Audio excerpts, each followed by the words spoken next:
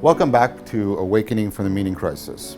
So last time we were taking a look at a proposal that we could understand the sacred, that which causes the experience of sacredness, in terms of a transjective inexhaustibility, a kind of deep anagoge between the no-thingness of your ever-evolving relevance realization and its mysterious depths, and the no-thingness of a reality that is ultimately combinatorial explosive and dynamically changing itself.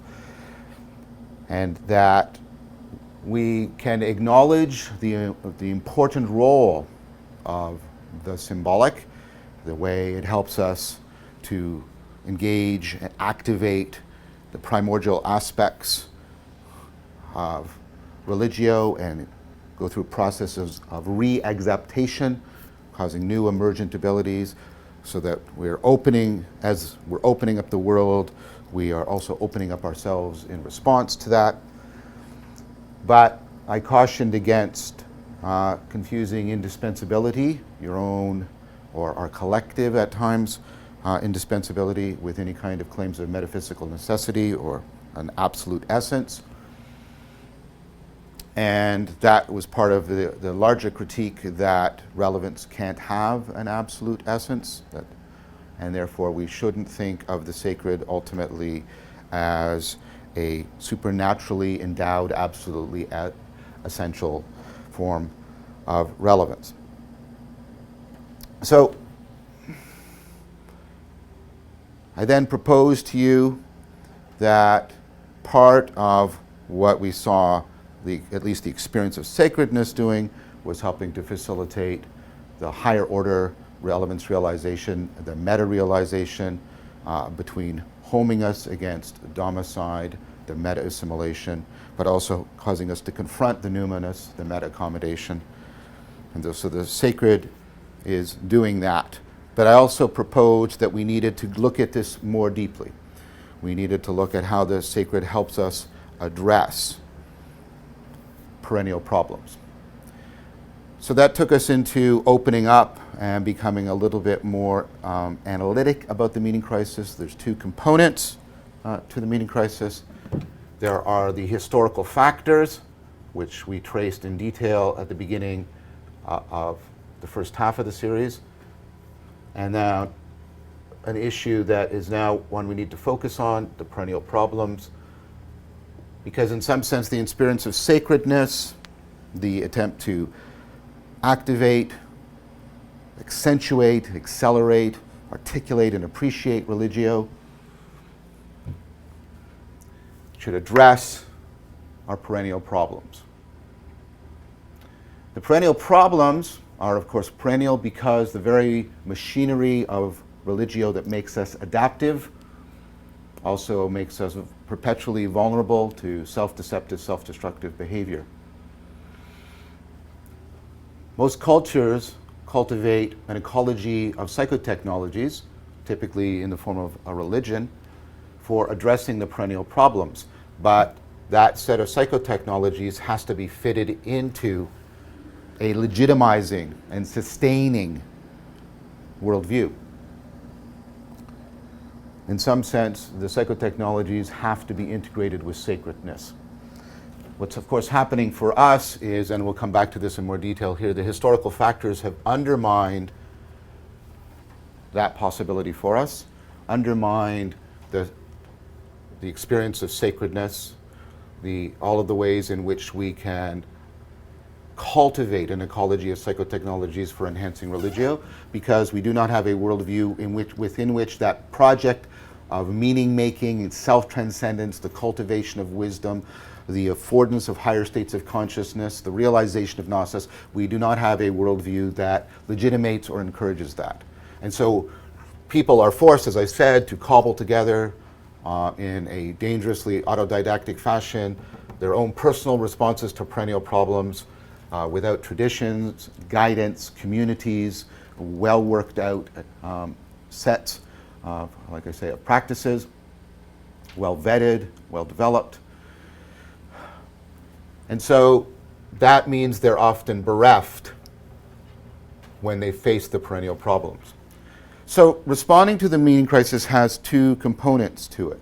And that's why I call it awakening from the meaning crisis, because it has not only the response of trying to re-articulate a new worldview in which the project of enhancing religio, again, gets validation, is properly situated, encouraged, facilitated, legitimated, etc. But we also need to understand what the set of practices, the ecology of psychotechnology would look like that would allow us to address the perennial problems. And I'm proposing that the scientific account of relevance realization and religio, and I've already tried to give you some allusions to that, we're going to come back to it full force, will give us a way of articulating a worldview in which we can resituate the project of meaning making. And of course, the linchpin of that argument is the idea that at the core of the meaning making is relevance realization, and relevance realization can be given a naturalistic explanation.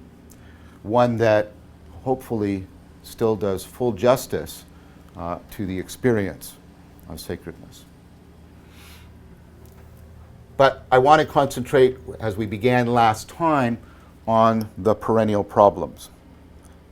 Because ultimately, that's the final thing. If I come up with a historical response, and it does not actually afford the addressing of the perennial problems, it helps people to ameliorate and perhaps alleviate the perennial problems, then this project has failed. So we need to start discussing the perennial problems and developing this thesis more extensively, that the very machinery that makes us adaptive makes us susceptible to self-deceptive, self-destructive patterns of behavior. So we talked about looking at some of the core features of religio, right? So we've got functional features.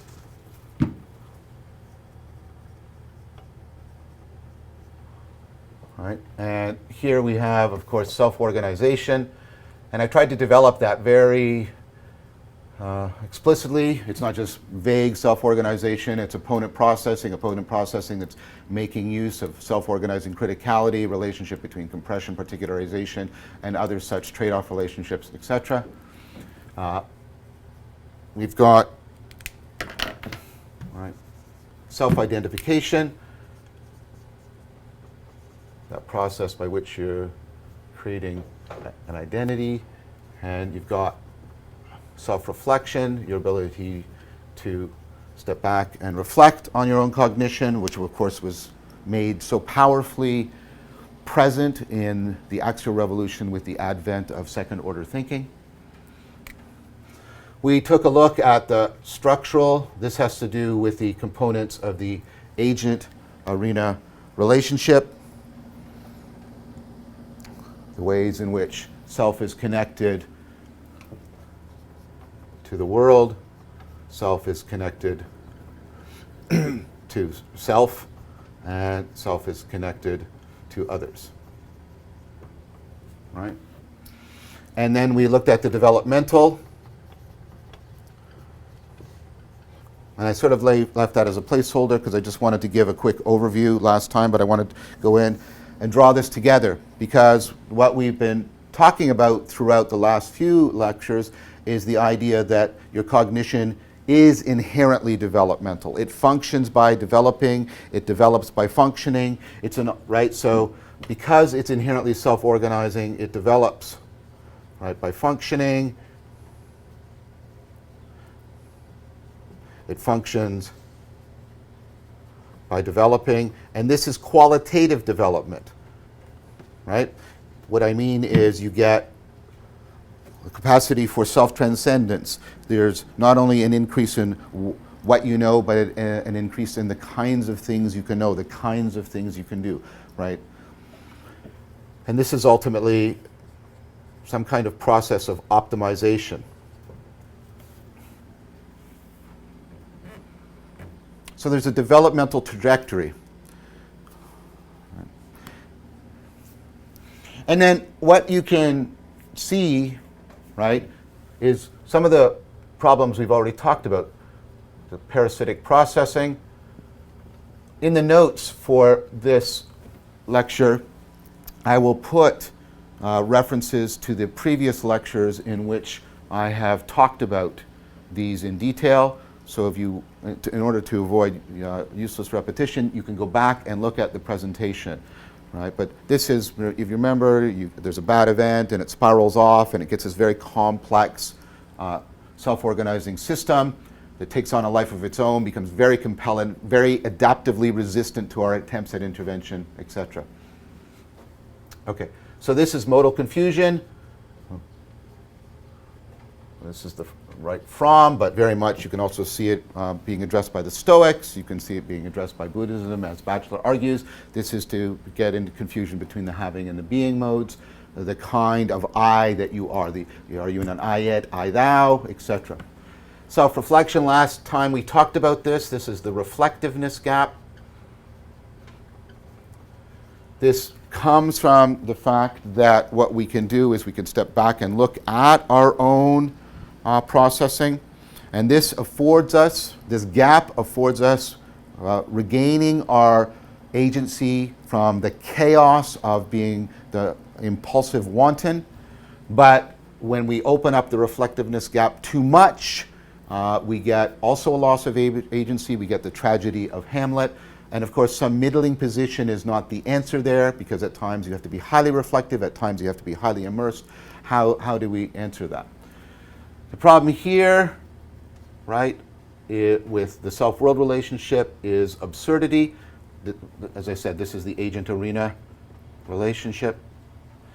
And we talked about absurdity here and made clear that all of the arguments for absurdity, like what happens a million years from now, it doesn't matter, I'm so small, I will die, none of these things actually are arguments that can legitimately lead to a conclusion of absurdity, because they're in many ways, and this was Nagel's point, they're just bad arguments, they're fallacious arguments. Now, dismissing the arguments is not to dismiss the person who makes the argument. I hope I made that clear last time. If not, I'm trying to do that now, because people are trying to articulate with these pseudo-arguments something real that is happening to them, something that is very important. So the arguments are after-the-fact expressions rather than the generators. And the main thing here, and this of course goes into, right, you can see how all of this is our perspectival, participatory ways of being, ways of knowing. Okay, but what's here is a clash of perspectives. All right?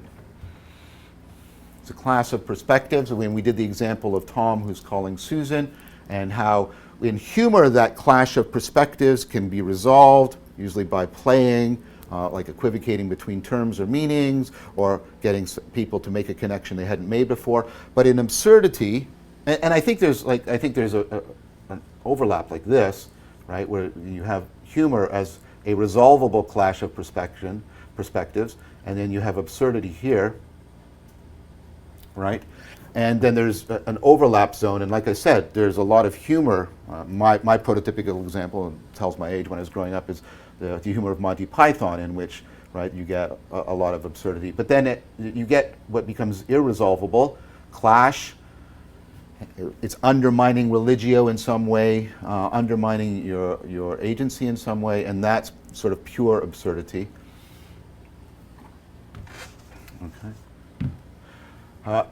Self with self, this goes back to what we talked about with Tillich, right, and anxiety, inner conflict, and what we need here, right, is to, again, think about the ways in which this is connected to, right, self-deception, because the inner conflict, remember Plato, often skews your salience landscape and makes you susceptible to bullshitting. I'll talk about bullshitting in connection to this overall. Right? Of course, this is alienation. This is our inability to connect to other people, something that is often exacerbated through social media by the way these other perennial problems and self-deceptive behavior can be magnified in social media. So we can be modally confused and think by having a lot of connections we're overcoming our alienation and loneliness, but of course that's not the case. We can exacerbate the social media by falling into a sort of pretended narrative and things like that. Okay, here we talked about, right, existential inertia. This is when you need to move between worldviews, make a worldview viable that you're not currently in. We're going to talk a lot more about the work of Agnes Callard with aspiration. But the point here, and going back again to the seminal work of L.A. Paul, but this is basically a need for anagoge. How do I anagoge my way out of this worldview into another worldview? And then, of course, there's existential ignorance, a point made salient by L.A. Paul and also picked up by Agnes Callard in her book on aspiration, that, right, we can't sort of reason our way through this. We can't infer our way from a weaker logic to a stronger logic. We can't infer. We can't propositionally come up with the perspectival knowledge that we're lacking, with the participatory knowing that we do not currently possess, and the identity that we are not currently cultivating. So, right, all of that, of course, can come together. And this was mythologized, and I mean that in a complimentary sense, right? Remember how I'm using mythos? But this is mythologized by the Gnostics of existential entrapment.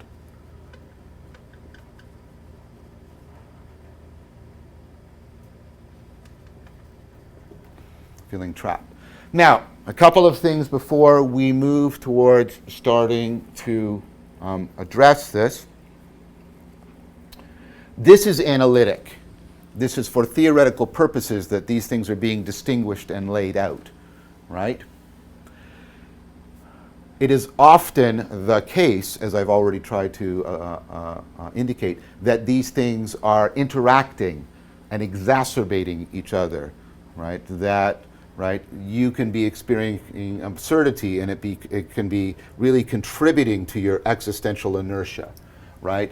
You could be overthinking things and getting sort of stuck, and that, right, might be also contributing to your existential ignorance, or it might be contributing to your modal confusion because you can't remember the being mode because you're caught up in having a lot of thoughts and trying to have a lot of beliefs. Right? I'm not going to try and map this out because the permutations of the ways in which these interact and afford and, right, exacerbate each other is very complex, which of course is why the perennial problems are so pressing on people. Now what I want to try and do is to show you what I want to try and show you how we can salvage from the legacy so many psychotechnologies for addressing the meaning crisis. The reason why I'm hesitating is because, again, this is genuine. There's a hubristic element here, and I'm not just trying to say, oh, you know, taking it from you and leaving that behind. But again, I'm trying to get a balance between respecting where we really are and what our situation really is, and respecting all of the tremendous heritage and legacy that has been given to us. And trying to get that balance is always in my mind. It's very difficult.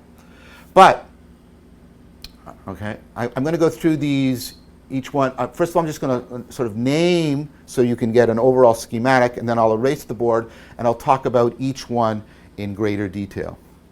Okay, so be patient, please. I'm asking for your patience. I'm just going to give some indications about how we address each one of these schematically so you can see on the board, and then I'll step back and go through each one in more detail, and then how they're integrated together and what's also missing from this in an important sense. So what I'm going to propose here is the way you deal with parasitic processing is, and this is why this is number one in some sense schematically, it's overarching. You've heard me talk about it before, with the idea of an ecology of practices, an ecology of psychotechnology, right? What you want to do is you want to cultivate a counteractive dynamical system. See, parasitic processing is a very complex dynamical system, and if you try and do one-shot interventions, it just reconfigures itself. What you need is to cultivate that you internalized. It can't just be something you think about. It can't just be some, right, ideological structure. It has to actually be an active dynamical system in you. And so what you're going to do, and again, I'll come back to this in more detail, you're going to try and cultivate a counteractive dynamical system, because that is how you will be able to respond to the dynamical systems of parasitic processing. And then I'm going to propose to you that a prototypical, by no means exclusive, so that's how I'm using it, but a prototypical example of this is the cultivation of the Eightfold Path in Buddhism, which is very, very perspicaciously represented by an eight-spoked wheel. The integration, it revolves, it evolves, etc. So what we're looking for here is a counteractive dynamical system. Okay, modal confusion. We've already talked about this, and this is sati, practices that are designed to invoke a deep remembrance of the being mode. Okay, the reflectiveness gap. You need the combination, the integration, the dynamic integration, not just a settled median point. You need the dynamic integration of immersion and creative flexibility. We know a state that does that. We're going to come back to this, but that's the flow state. You need to be cultivating the flow state in important ways. Okay, the clash of perspectives. This is going to take, again, so this, what I put on the board right now initially, is going to seem like what? So again, give me some time. I'm just going to put it on here. This is what Spinoza in the West called scientia intuitiva, or what in Buddhism in the East refers to as prajna. This is a state, right, in which you get the deep interpenetration of the perspectives, right? So I'm just going to put up here, and you're like, wow, what does that mean? How do you do that? Scientia intuitiva, prajna. But if you remember, just to foreshadow it, right, we talked about I can scale down, I can scale up, and then I can get this state of non-duality that is simultaneously scaling up and scaling down, and that actually alleviates the clash of perspectives. So we'll come back to this. Okay, so anxiety. This is inner dialogue. So this is to pick up, right, the idea of internalizing the sage. Right, as the child is to the adult is to the sage. I want to, like, the way, so an exemplary example of this is, the Christians, it's not I who live, but Christ who lives in me, or the Buddhists, you have to realize your Buddha nature, or the Stoics, I have to internalize Socrates. And again, if you turn these into ideas to be believed rather than, practices that have actually been internalized and are integrated into your the development of your identity, then you're not hearing what I'm saying. Okay, so alienation. I haven't talked as much about this, but I'm going to come back to this more. This is to cultivate what Turner and other people call communitas. This is the sense of connectedness to other. And part of that is to try and recover what we had in Platonic dialogue. And what's happening right now is a whole movement called authentic discourse. I'm going to talk a lot more about that. The authentic discourse movement, right? Authentic discourse movement. But we just need authentic discourse here. Something like what we had in Platonic dialogue, something like therapy, sort of both beyond. I'll come back to that because this is a primary way of doing this. I gave you an extended argument for how you respond to existential entrapment. And of course, this is gnosis, and that this gnosis is going to have a connection to higher states of consciousness. Okay. there's something that's missing, right? And what's missing is we need, of course, an overall framing of these things, that the way we're pursuing all of these and the way we're trying to integrate them together, right?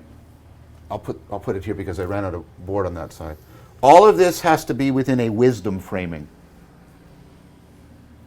We're going to talk more explicitly. We're going to devote quite a bit of time to try and get at what can we now think about wisdom, given all the current work within psychology and cognitive science and even neuroscience on wisdom, right? Because throughout all of this, we have to have a cognitive style in which the amelioration of self-deception and the affordance of self-optimization are paramount. Okay? So, I want to go through each one of these in more detail. This is the overarching structure, and then trying to bring it together. What is it I'm proposing to you? And here's where my concern about hubris is here, although I think there's a legitimate point I'm making. I'm trying to argue for a way in which we can reverse engineer enlightenment. Instead of keeping enlightenment as an obscure state surrounded by mystique and nostalgia, we need an account that recognizes what that mystique pointed to but exaggerates, which is the difficulty of enlightenment. Right? But ultimately, if we have a kind of being, a ecology of psychotechnology that reliably and systematically, individually and collectively, allows us to address the perennial problems, I'm going to propose to you that that's what we should call enlightenment. If enlightenment is something above and beyond that, then I don't know what its value is. And if enlightenment is not directed towards this, I would say it is not something of value. So I'm going to propose to you that insofar as we can give, using the theoretical tools we've cultivated together, relevance realization, etc., insofar as we can, the work we've done on mindfulness, the work we've done on flow, right, all of it, insofar as we can give an account of this in terms that are ultimately naturalistic, that can be subject to scientific investigation, we will have, and this is this the final sort of challenge to the division given to us in the Enlightenment? We will have a scientific theory of enlightenment and what it can mean for us. All right.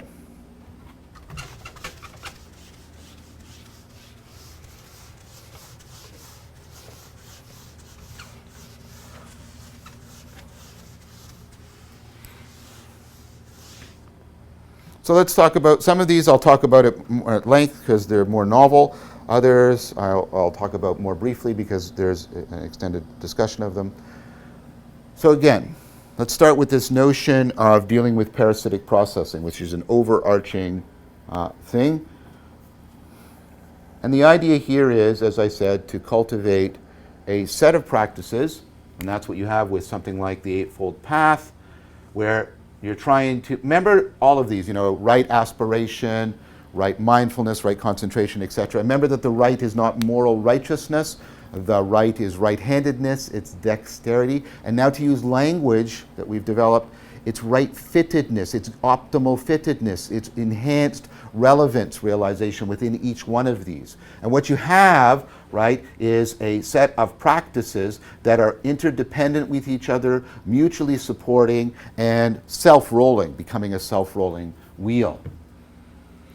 And if I have a set of practices that can take on a life of its own, right? You have the metaphors, right, in Buddhism of like where you enter the stream, it takes on a life of its own. Initially, what I'm doing, right, is I'm cultivating this practice and this practice and this practice, and I've got sort of, but then they start to, right, implicitly interact, reinforce, develop, and it starts to become a counteractive dynamical system in me. The Buddha told a famous parable about how to understand this. He talks about the goldsmith. And the gold is something inherently valuable, and you should think of your mind as something inherently valuable, right? And he says, okay, so take a look at the goldsmith. The goldsmith just looks at the gold, no change is wrought. So if you're just sort of doing meditation and reflecting, nothing happens, right? The goldsmith has to heat up the gold, right? There has to be this right effort, the energy put in, maybe something like flow, right? But if the goldsmith just heats up the gold just melts and goes away, right? And then also there has to be the shaping, right? There has to be the reconfiguration, there has to be the cultivation of new skills, new abilities, new virtues. If you just hammer the gold, you'll smash it and wreck it. If you just heat it, it will melt. If you just look at it, you won't notice its imperfections. You will do nothing but notice its imperfections, but nothing will change. So I need to look in order to notice, but I need to balance that, integrate that dynamically with heating and with hammering. And notice what I'm doing. I'm creating this higher order skill of being a smith by getting a set of practices that have a complementary relationship to them. Each one has strengths and weaknesses, and the strengths and weaknesses are fitted together so you get something overall that can produce something that the individual skills can't do. So by getting this fluid ecology of looking, of heating, and of shaping, then the gold becomes well-shaped, and it becomes, as he says, wieldy. You can wield it very well. It fits your hand and extends your capacity so well. So what you're getting there, right, is the strong recommendation for looking at this as, cultivating an ecology of practices, getting sets of practices, sets of psychotechnologies that have complementary relationships to each other, organizing them together, right? And we do this all the time. We create constellations of lower order skills and techniques to build higher order skills and techniques, but we build it as a dynamical system, a counteractive dynamical system that can operate in many ways on many levels of our cognition and our consciousness and our being. So the way to deal with parasitic processing is to cultivate a counteractive dynamical system. And this is why this is an overarching thing. So modal confusion, we've already talked about this. We've already talked about the way in which mindfulness practices and other practices, like that can be drawn from Stoicism, like the view from above, or objective seeing, can help us to remember sati, the being mode. Again, not as an idea, not as a belief, but as an existential mode that we can reliably reactivate and re-enter into in a viable and enriching manner. Okay, the reflectiveness gap and flow. Okay. So if I were to just speak this lecture impulsively, wantonly, just it'll become chaotic, right? It'll tend to, right, probably fall into self-contradiction. It will be confused and therefore confusing. But if I'm constantly stepping back and reflecting on what I'm saying and engaging in self-criticism and then thinking, I'll choke, right? So what do I do? Well, I try to get into the flow state. Because the flow state is a state in which I am both, and Vellman, by the way, argues for something very similar. He proposes Taoism, and Taoism as a solution to the reflectiveness gap. And of course, as I've argued, Taoism is basically the religion of flow in many ways. The yin and yang, the out and the in, right? The making frame and breaking frame, etc. So what you're trying to do is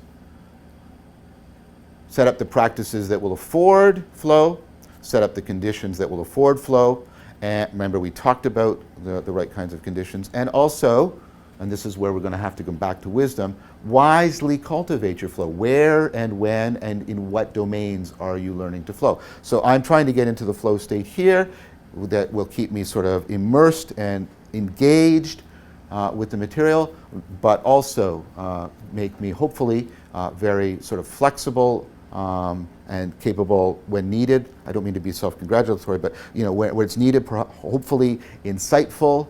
That this is not just mechanical. That there's an element of sort of a flow to it, almost like jazz with concepts and jazz with argumentation.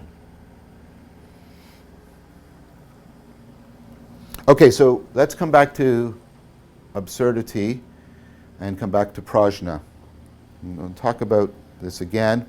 We did talk about this before, but I want to remind you of it, and that you are very capable of this, because your cognition is capable, because of the way attention works. Because attention, I put it up multiple times, right? The cat and other things. Your attention is simultaneously bottom up from the features and top down from the gestalt, right? And your attention, right, the way you are related to the world is one in which the world and you can be co-creating. This is actually something that Spinoza talks quite a bit about in the Ethics, how your experience is co-created by the body and by the world.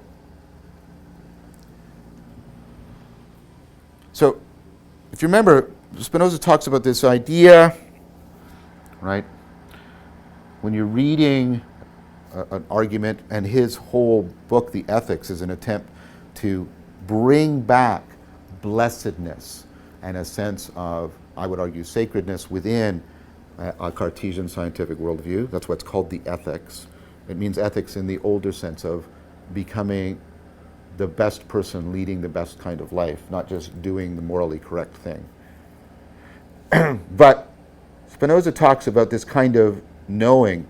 And what I realized when I was reading the ethics, studying the ethics, you have to almost do lectio divina with the ethics. You have to read it. You have to really let it soak into you. You have to try and get that worldview attuned. You have to, what's it like to see the world as Spinoza did? So you have to sort of study and practice the ethics. So it's an extended period. And then he talks about this, and then I realized that the ethics was actually designed to do this. You have this tremendously tight logical structure, but the logical structure is trying to afford what he called scientia intuitiva, this sort of deeply intuitive knowing. And what he means by that is that you've got this tremendous argument that reaches up to the sort of the largest scale of reality, right? But there's individual premises along the way. And the idea here is, here's the analogy. So the premise is like the letter, the premises are like the letters, right? And the argument of arguments, all the arguments constellated together. So I'm going to call this the meta-argument, the arguments of argument, right? So these go up into arguments, right? And then the arguments, right, go up into the meta-argument. And this, of course, is like, through words into sentences kind of thing. And remember, we talked about how your attention is multiply layered in this way. And what can happen is, if you practice the ethics, you get to a place where you see the whole of the argument in each, the meta-argument in each premise, and you see how each premise and each argument fit into and contribute to the whole. Just like you're seeing the words in terms of the sentence and the letters in terms of the words, right? And it's simultaneously bottom up and top down in a completely interpenetrating fashion. And what you get is you get a cosmic perspective that is, right, interpenetrating with the perspective of your individual moment of thought. That's scientia intuitiva. There's a, right? There is a complete interleaving of the perspectival knowing. The Buddhists talk about something similar to this. prajna, a kind of self-liberating state of wisdom. And it's a state in which, as D.T. Suzuki says, you're sort of simultaneously looking as deeply in as you can and simultaneously looking out as deeply as you can. And he quotes Eckhart, a Christian Neoplatonist, as a way of explaining this. The eye by which I see God is the same eye by which God sees me. So the perspective that reaches out and upwards to what's ultimate is the same as the perspective that is coming deeply into me. And what you get, right, is you practice sort of scaling down as deeply as you possibly can towards something like the pure consciousness event, and scaling down, and you practice scaling up to this sense of sort of profound, resonant at-one-ment with everything. And then what happens is you get, when in practice you are alternating between them, but then, as I mentioned, what eventually happens is you get non-duality. You're simultaneously as deeply in and as deeply down, sorry for these metaphors, as you can be, but as I said, they're often indispensable. You're simultaneously as deeply down and as deeply in and as simultaneously as out and as up as you can be. You're sort of at maximal breaking frame, maximal breaking frame and maximal making frame, and they are optimally dynamically integrated, like they are in sort of the most optimal, profound insight you can have. So that state is a place that addresses absurdity. And you say, but it doesn't answer any of the arguments for absurdity. But that's the point. There is no argumentative response to absurdity because the arguments that are supposed to be generating absurdity don't generate absurdity. They're after the fact expressions of absurdity. What drives absurdity is perspectival clash. And if you can reliably realize a state in which you overcome the perspectival clash. And remember, you can overcome lower order perspectival clash in humor. And humor has at the core of it a kind of insight and a kind of joy in that insight. You can have something like that. There's a continuum. You can have the overcoming of the perspectival clash with this prajnic state of non-duality that carries with it a kind of joy, a kind of insight, a kind of scientia intuitiva, a deep intuitive knowing. And so that is very doable for us.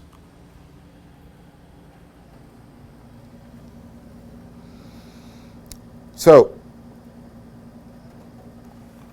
anxiety. So what anxiety is about, right, is there's a nebulous sense that, right, something is wrong, and it's connected to inner conflict. We see both. We see this in Christianity, the inner conflict. Paul. We see it in Plato, in the inner conflict. There's different centers working according to different goals, and they're at war with each other, and we suffer. And it's a dramatic sense of threat, but it has no specific target, of course, as fear does, because, of course, anxiety, the threat is endemic to you. So no matter where you go, you're sensing the threat, but there's nothing that the threat can particularly attach to, because the threat has to do with your the state of being at war within yourself. So we see across the traditions the idea of internalizing the sage to create an inner dialogue that helps to coordinate the various centers, gets them to talk to each other. And I think this is something where cognitive science can actually give us tremendous help. We've had a lot of increase in our knowledge of the various different areas of cognition, even different kinds of centers processing in the brain, and how they work and how they're operating. And what we need is, right, an internalized representation,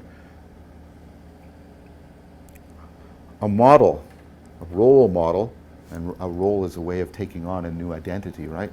We need a role model for how we can engage in dialogue. And the proposal here, which is of course the Platonic proposal we already saw, that if I can internalize my capacity and developed by the Stoics, my capacity to interact with the sage, eventually I get that ability that I have only with the sage. I can have it with myself, within myself, and it means, therefore, that it becomes part of my metacognitive machinery, the way I dialogue with myself and get the various aspects of myself, the various centers to dialogue with each other. And you can see various versions of this. You can see Jung's use of active imagination as a way of trying to create an inner dialogue between different centers of the psyche, right? You can see practices like Lectio Divina, where I am reading the text and I am trying to get the text to speak to me, is also allowing aspects of the different aspects of the psyche to talk to each other through the text. So there is a lot we can do. So as I mentioned to you, the process of identification, where you're identifying with something like the sage, right? Obviously, it makes use of our capacity for internalizing the perspective of others, but it also requires our, what Polanyi called the capacity for indwelling, right? So remember, indwelling is when I'm perceiving through the pen, I'm indwelling it. So you not only have to internalize the sage, but you have to indwell the sage. You have to practice, right? And that fits in with other things. To practice trying to, what does it look like, right? What is it like to see things the way the sage does? You have to seriously play at being the sage without pretense or arrogance or inflation. That's why wisdom is going to matter to all of this, right? So I practice indwelling the sage, right? And and people think, what would Socrates do? What would Aristotle do? What would Jesus do, right? And you have to regularly practice. So you practice indwelling, and then you practice internalizing. And you practice indwelling, and then you practice internalizing, right? And that is how you basically start to afford the internalization of the sage and the creation of your ability, as Antisthenes said, what he learned from Socrates so long ago, to converse with yourself, to enter into something like Platonic dialogue with yourself.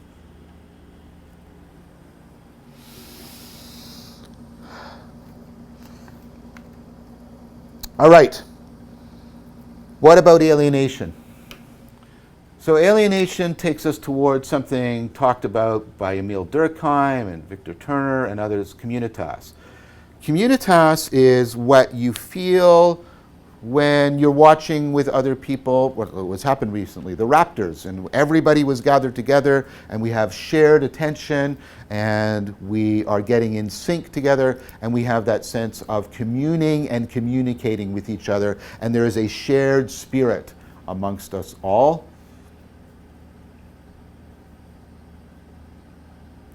That's communitas.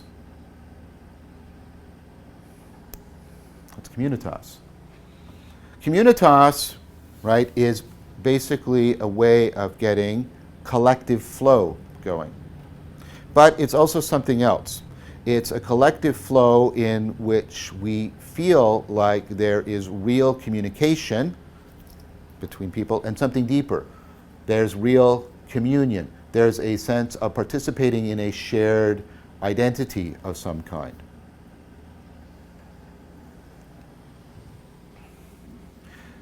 So this has to be with, this has to do with sort of taking a careful look at are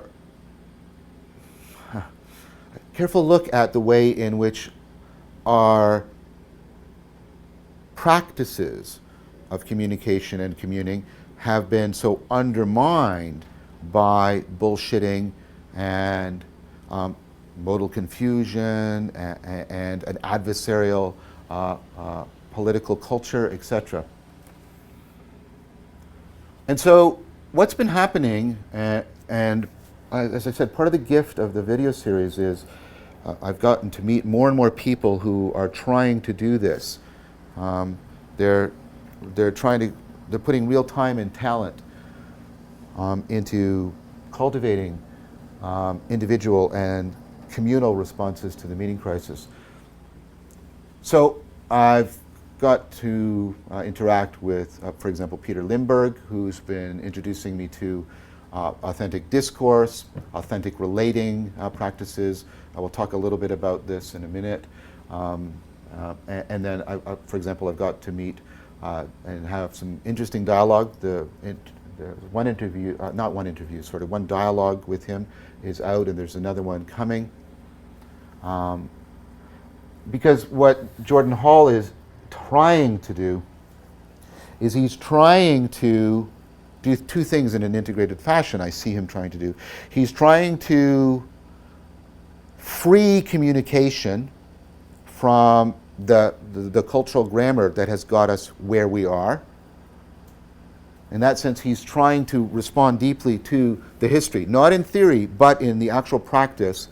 And that is bound up with, as my argument has tried to show, that is bound up with the project of trying to re-access in a powerful and perspicacious manner these other kinds of knowing, and that making our communication and our communing not just a matter of propositional exchange or conflict, but trying to tap into, right, the underlying procedural knowing, and how that procedural knowing is dependent on the underlying perspectival situational awareness, the perspectival knowing, and how that is ultimately dependent on the participatory process of our ongoing evolving attunement from which the agent and the arena co-emerge. And so I see him trying to do that. I see him trying to create a way in which we can get what he calls coherence, a kind of communitas, I would say, that is directed towards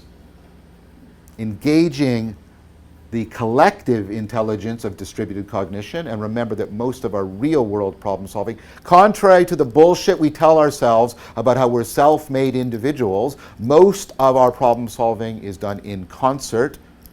Serious play, concert music, is done in concert with other people. And so what he is trying to do is create, he extends towards, right, a state called coherence, in which we are creating a kind of communicas that is marshalling distributed cognition and its collective intelligence for simultaneously freeing us from the ways in which we are boxed in like the 9-dog problem by our historical cultural cognitive grammar, access the other kinds of knowing, and bring that to bear on the problems that we are facing. So I want to talk a little bit, I'll just introduce the idea. There's a book, I'm Cohering the Integral We Space, Enabling Collective Emergence, Wisdom, and Healing in Groups. I've gone to a circling practice already. I'm not an expert in it. I want to become one. I want to take it seriously.